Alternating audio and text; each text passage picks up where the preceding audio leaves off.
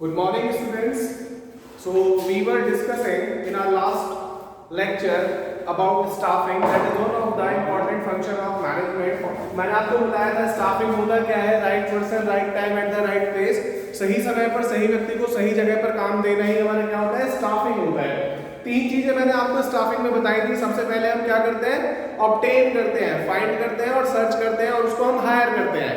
This is called obtaining a particular employee, then utilise. उसे फिर हम एक जॉब रोल देते हैं, एक काम देते हैं ऑर्गेनाइजेशन में, that is called utilising the employee. और थर्ड होता है मेंटेन करना. मेंटेन मतलब to use that particular employee over a long period of time. लंबे समय तक उसको जोड़ कर रखना, उसके साथ काम करते रहना. This is basically the process of staffing. फिर हमने स्टाफिंग के स्कोप को, इंपॉर्टेंस को समझा था. उसके बाद हमने जो प्रोसेस है स्टाफिंग की, उसको हम लास्ट लेक्चर में पढ़ रहे थे. तो प्रोसेस में मैंने सबसे पहले बताया था आपको what is the first step. The first step is estimation of man power. हम सबसे पहले क्या करते हैं, एस्टिमेशन करते हैं. एस्टिमेशन में हम दो चीजें पढ़ते हैं.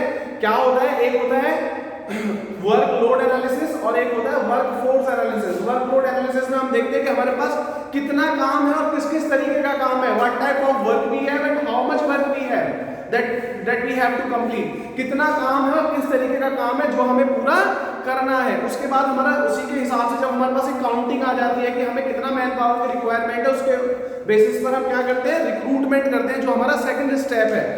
तो रिक्रूटमेंट में हम करते क्या है, basically recruitment is the process in which we basically search for the competent employee and encourage that particular employee to apply for the job role in the organisation. हम क्या करते हैं, कॉम्पिटेंट जो होता है, जो हमारे अकॉर्डिंग क्वालिफिकेशन रखता है, नॉलेज रखता है, उसको हम सर्च करते हैं और उसको एनकरेज करते हैं कि वो हमारे साथ आकर जुड़े.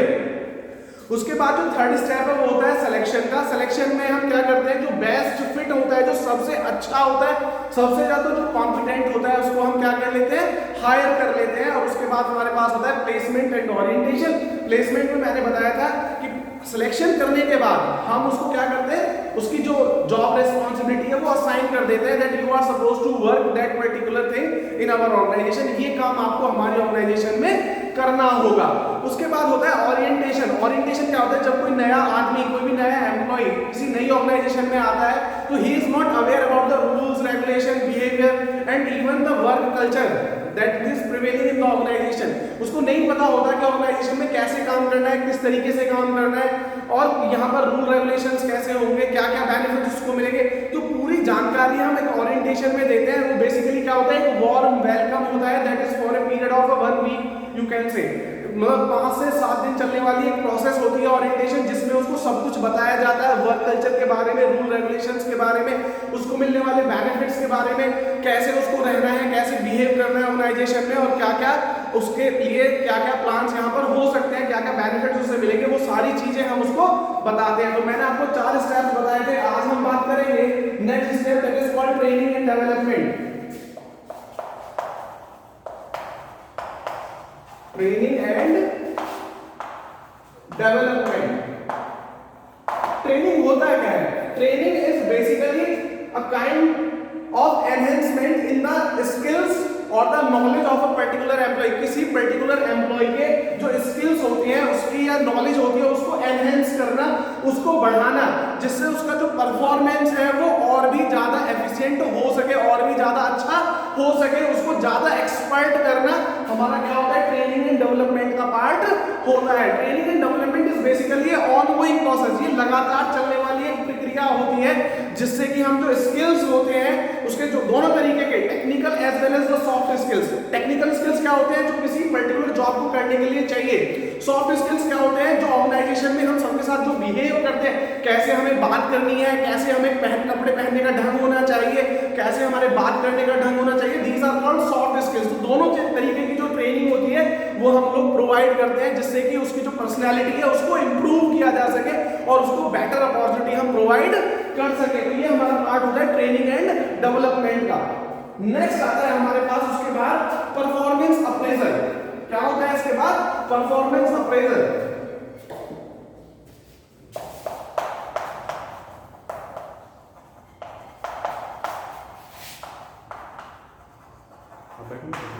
परफॉर्मेंस अप्रेजल क्या होता है, performance appraisal is basically the evaluation of the performance of a particular employee on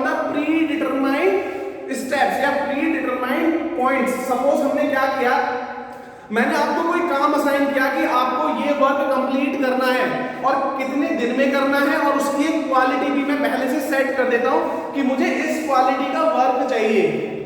अब 10 दिन बाद मैं क्या करूंगा, उसको जाके चेक करूंगा कि whether you are doing the work as we have asked for, जैसा मैंने आपसे पूछा था क्या आप उसी तरीके से काम कर रहे हैं, जो प्री डिटरमाइंड स्टैंडर्ड था क्या आप उसको फॉलो कर रहे हैं या उसमें कोई वेरिएशन है, क्या अप टू दैट लेवल जो हमने सोचा था क्या आप उस तरीके से काम कर रहे हैं या नहीं कर रहे हैं। उसी को हम कहते हैं परफॉर्मेंस अप्रेजल। इवैल्यूएट करना परफॉर्मेंस को किसी पर्टिकुलर एम्प्लॉय की ही हम परफॉर्मेंस अप्रेजल कहते हैं।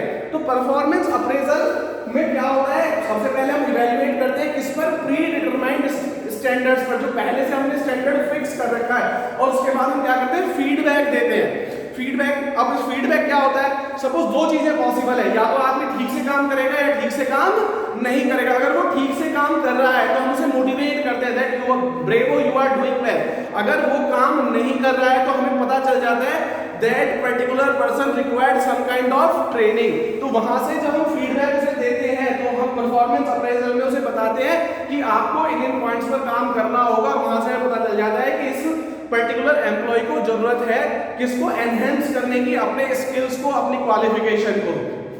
तो नेक्स्ट पार्ट आता है हमारे पास प्रमोशन एंड करियर प्लानिंग। तो परफॉर्मेंस अप्रेजल से ही हमें पता चलता है किसके बारे में, प्रमोशन के बारे में। Suppose a particular employee is working very well in the organisation और in a particular job role, तो हम होता क्या है कि उसे नेक्स्ट लेवल पर प्रमोट कर सकते हैं, दैट इज कॉल्ड प्रमोशन। उसे हम क्या करते हैं, सक्सेशन प्लानिंग करते हैं या उसको करियर डेवलपमेंट प्रोवाइड कराते हैं। करियर डेवलपमेंट क्या होता है, उसको एक बेटर जॉब रोल के लिए उसे हम अलाउ करते हैं या उससे ऊपर वाले स्टैंडर्ड में, हायरार्की में उसे ऊपर प्रमोट कर देते हैं, that is called that is called promotion. तो हम क्या करते हैं, उसमें प्रमोशन में होगा क्या, प्रमोशन में उसे क्या होगा, एक बेटर जॉब रोल मिलेगा, उसकी जो हायरार्की में जो पोजीशन है वो बढ़ जाएगी, और दूसरा जो उसका कंपनसेशन स्ट्रक्चर है वो भी चेंज हो जाएगा, उसे एक ज्यादा अच्छा पे स्केल मिलेगा, दैट इज कॉल्ड प्रमोशन। उसके बाद जो हमारा लास्ट स्टेप है उसे हम बोलते हैं कंपनसेशन। लास्ट क्या है, कंपनसेशन। कंपनसेशन होता क्या है, कंपनसेशन का मतलब होता है what you get in return of your work that you are doing in your organisation.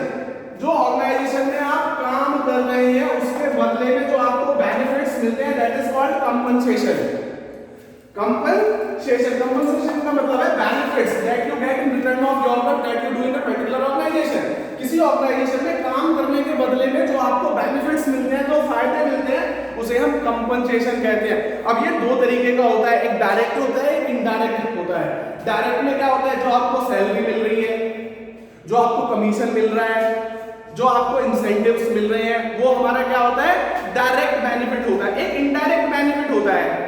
Indirect benefits में क्या होते हैं, सपोज आपको हेल्थ बेनिफिट्स दे दिया, हेल्थ चेकअप करा दिया आपका, आपके बच्चे की ट्यूशन फी आपको दे दी, और आपको कोई टूर और ट्रैवल का पैकेज आपको दे दिया, आपका बर्थडे सेलिब्रेट कर दिया, एनिवर्सरी सेलिब्रेट कर दी, उसे हम क्या बोलते हैं, इनडायरेक्ट बेनिफिट्स बोलते हैं। कंपनी ने आपको क्या कर दिया, फ्री रेंट होम दे दिया, या आपको कंपनी ने फ्री कार प्रोवाइड करा दी, कोई पर्टिकुलर अलाउंस दे दिया किसी चीज के लिए, इसे हम बोलते हैं indirect benefits. That is not for everyone, जो सबके लिए नहीं होता, पर्टिकुलर एम्प्लॉय को उसके परफॉर्मेंस के बेसिस पर दिया जाता है। तो दो तरीके के कंपनसेशन होते हैं, एक डायरेक्ट होता है जो सबको मिलता है, everyone is getting salary in return of his work, commission सबको मिलता है, इंसेंटिव्स उसके बेसिस पर मिलता है जैसा वो परफॉर्म कर रहा होता है, तो उसे हम डायरेक्ट बेनिफिट कहते हैं। और इनडायरेक्ट बेनिफिट क्या मिलता है, सबको नहीं मिलता, ठीक है। तो हमारे पास दो तरीके का होता है। बेसिकली जो इनडायरेक्ट जो बेनिफिट्स होते हैं ये मोटिवेट करने के लिए होते हैं कि आप ज्यादा से ज्यादा परफॉर्म करें। ऐसे ही हम इसको दूसरे तरीके से भी बाइफरकेट कर सकते हैं, क्लासिफाई कर सकते हैं। एक होता है हमारे पास मॉनेटरी बेनिफिट्स, एक होते हैं non monetary benefits. Monetary benefits में हमें डायरेक्ट वैल्यू मिलती है, कैश मिलता है, पैसे मिलते हैं, लेकिन जो नॉन मॉनेटरी बेनिफिट्स है ना, उसमें हमें क्या मिलता है, मोटिवेशन मिलता है, डायरेक्ट पैसा नहीं मिलता, बेनिफिट जरूर होता है ना। तो इस तरीके से हम कंपनसेशन को बाइफरकेट कर सकते हैं, क्लासिफाई कर सकते हैं। तो आई थिंक जो प्रोसेस है स्टाफिंग का वो आपको समझ में आ गया होगा।